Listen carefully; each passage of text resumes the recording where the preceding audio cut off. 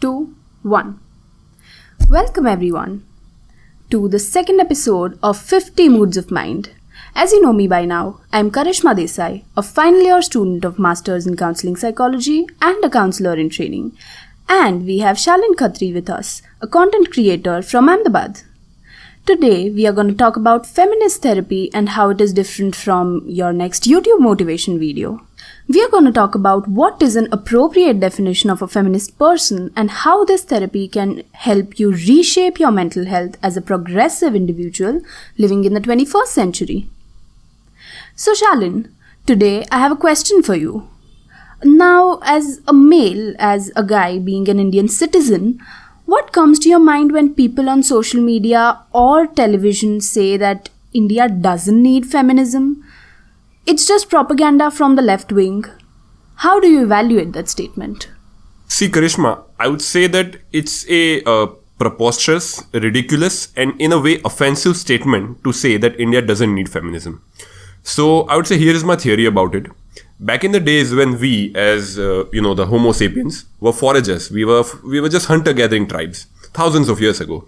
So at those times, I would say roles were distributed based on physical strength for both of the genders, as male being the provider of food and the protector of the tribe, and female being the caretaker of the children and family. Now, after the agricultural revolution and especially after the Enlightenment era in 18th century, people started to value principles such as liberty or freedom or progression. And these norms regarding the roles of, different genders in society started to change. And it was a gradual change. So now when these path-breaking activities were reshaping the entire European continent, we as Indians were partly ruled by the local monarchs, the kings, and partly by the East India Company. So it is my opinion. I don't say that it is the truth, but it's my opinion that we as a nation missed this very revolution in our country. And the modern concepts of liberty and equality were just, out of our mind. And that is why there are people who claim that Indian women are given enough rights or given equal opportunities. So the feminism movement is not necessary here. And look, I don't want to go into details of how females are marginalized every day in India. That rant can last for hours.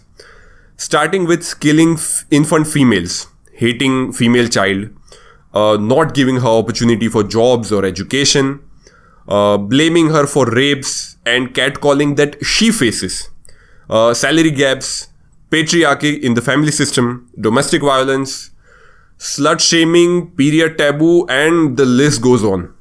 So in short, no matter how much these religious fanatics or some certain political groups or male dominant society criticizes, it is my take and it is the truth that triumphs that India desperately needs feminism. Period. So what do you think about feminism, Karishma? Well, what you said was an apt presentation, I would say, of what most girls in India go through, whether it is in their family or at work or within any other community. But did you know that feminism is not just restricted to women or women's rights? Yes, the term surely came into existence because women started raising their voice in the society. But slowly we realized that women are not the only people being directly or indirectly oppressed by the society. There are many other groups belonging to certain gender, race, or community who have also been marginalized by the society and who need to be uplifted. So feminism today means systematically looking at all prejudices that we have grown up with and looking at how we can unlearn these prejudices or biases that have always been there around us since childhood. I would say it's a really interesting way to define the movement. Yeah, so for example, when we talk about gender roles, say, these are specific roles that have been assigned by the society to males and females, and that is what we have been conditioned to follow since childhood. We can see this when women are discouraged to go into male-dominated professions like maybe, let us take civil engineering, or not choosing that stream of education altogether, or when males are looked down upon when they want to venture into fields like, say, fashion designing. All these are the biases of the society that we have grown up in. So feminism today is about the equality of both genders. I would say equality of all genders. And it is also about not discriminating against anyone on the basis of their choice of gender or religion. When you talk about this, there's a very interesting figure named Jordan Peterson. You might have heard about it. So he's an American psychologist, and he has some, I would say, counterintuitive points to consider on this topic. So he says that women are prone to show less interest in topics that are directly related to landing yourself a high-paid job or running a business. So to simplify, he says that statistics show that there are less than 20% women involved in watching YouTube videos related to mathematics and programming. And more content is consumed by women related to entertainment, aesthetics, and fashion. But he also says that it's not always mandatory for a woman to kind of force herself to earn as much money as men. It's okay to focus on motherhood and family as well. See, for the first point, where women consume less knowledge-related topics on the internet, it kind of relates back to the upbringing of women and the structure of the society. If a 3-year-old girl is surrounded by toys such as a kitchen set and a toy infant to take care of, she's indirectly conditioned to believe that this is her job all her life. She sees her mother preparing food in the kitchen and her dad in his room. She's convinced that life runs like this only. All the career choices that she makes are based on these exposures. For the second point, I would like to say about choosing between earning money and motherhood, I guess he's right. Career is a choice. The choice is a decision-making process. It involves social rules and emotions. It manifests from emotions which have been manipulated in both the genders to such an extent that people start making career choices based not on their ability and likings, but, the way the society will perceive them if they choose that career. If we look at this from a mental health perspective, we can reflect upon the various rules that have been made by the society. These rules say that men cannot cry, or that men are not allowed to go into depression or be sad because they have to take care of their family. Similarly, for women, we have certain labels which say don't sit and cry like a woman, or that women shouldn't look masculine and men can't look feminine. I'm sure that everyone has come at some stage in their life where they have questioned our society and its rules and has been distressed by these. These labels can become the cause of immense suffering in someone's life, Do we realize that we are teaching a 5-year-old boy right from the beginning of his life that he shouldn't cry when he gets hurt because he's a boy? Now just imagine when this boy grows up into a man, he doesn't know what letting out his emotional burden means because he has never learned to do it. This will lead to him venting his emotions in other ways, say maybe like getting angry or getting detached, because this is how he has learned to cope with sadness, by covering it up with other emotions and not talking about it. This is actually really true. If we are talking about how men are raised by, the constant example of being the rough and tough guy and not express their vulnerability, I just realized this sort of stereotype is also prevalent in women, where the female gender is in general expected by the society to become and stay, aesthetically appealing and beautiful. And then women kind of develop these compulsion in their head to get this approval of being beautiful and attractive. Yeah, if we talk about it, you might be familiar with anorexia, which is an eating disorder, where the person perceives that their body as very fat, due to which they stop eating, and this leads to other biological problems arising due to the lack of nutrition. Now, studies all over the world have suggested that anorexia is more prevalent in women than men. Why do you think that is so? Now, one of the very possible reasons for this is that women have always been told what their body shape and size should be in order to be called beautiful. And this leads to body image issues, which can sometimes lead to a more severe disorder like anorexia.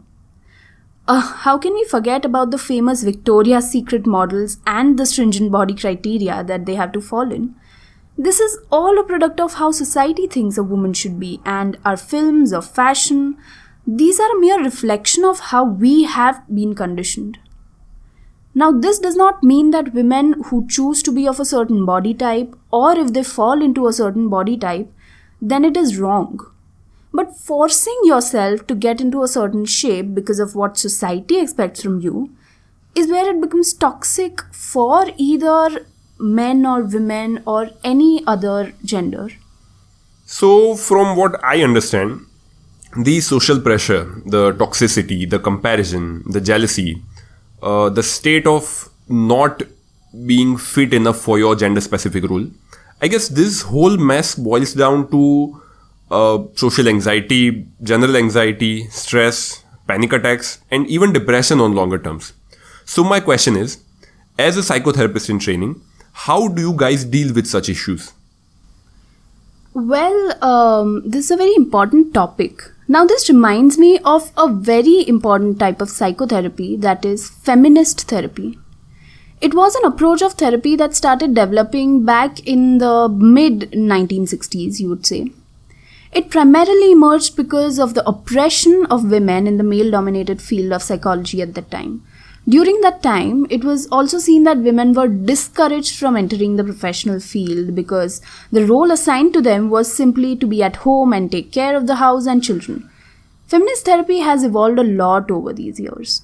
Wow, so I'm glad that in a social structure that is kind of misogynist, woman-centric therapies do exist. Well, here one thing that I would like to point out is that feminism or feminist therapy again is not only for women, because the therapists look at their client not as belonging to only one gender, but they look at their client as coming from a cultural, social, or political context where they have been subjected to some or the other kind of discrimination due to which they are experiencing distress.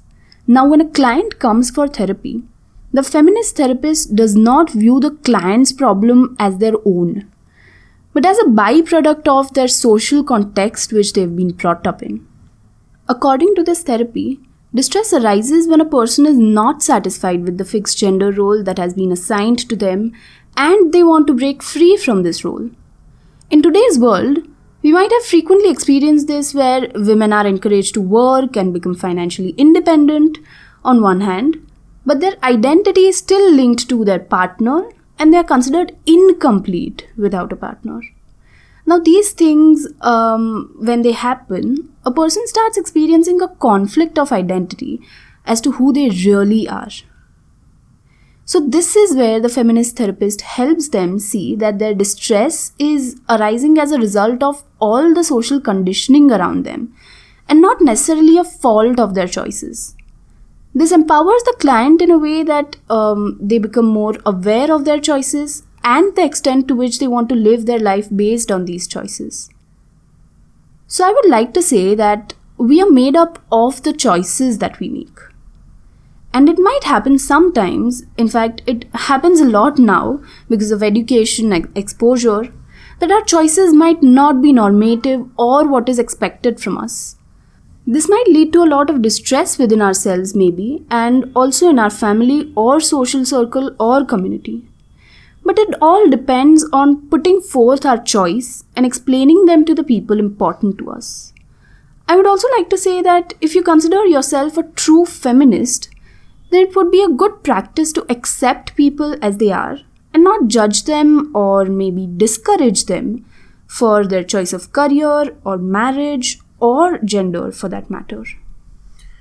What a wise way to conclude the podcast. Thank you so much, Karishma, for making me aware of this wonderful practice that is going on in this field of mental health. So I'm sure our listeners have learned a bit. So that is all for today's episode, guys. Don't forget to hit like, share, subscribe to our channel, and we'll join you soon with another episode. Goodbye.